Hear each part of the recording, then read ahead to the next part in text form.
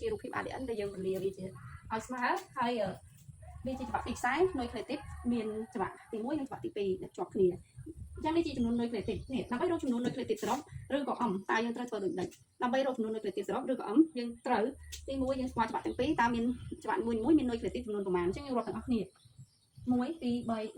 6 7 8 9 10អញ្ចឹងច្បាប់ទី1មាន nucleotide ចំនួន10ហើយច្បាប់ទី2ក៏មាន nucleotide ចំនួន10ដែរព្រោះវាស្មើគ្នាអញ្ចឹងអំរបស់យើងគឺស្មើនឹង20 nucleotide ណាអញ្ចឹងអំរបស់យើងស្មើ20 nucleotide នេះគឺជាចំនួន nucleotide សរុបក្នុង ADN មួយនេះឥឡូវចូលមកដល់ការរកប្រវែង nucleotide វិញម្ដងអញ្ចឹងការរកប្រវែងយើងតាំងដូច ADN ស្មើអំលើ2គុណនឹង 0.34 នាណូម៉ែត្រអញ្ចឹងប្រវែងទៀតគឺស្មើអំលើ2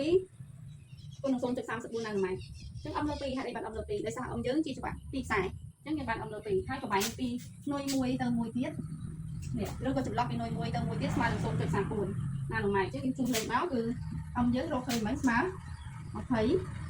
ហើយចែកពី2ទៅគុណនឹង 0.34 នាណូម៉ែត្រអញ្ចឹងបាន10គុណ 0.34 ស្មើ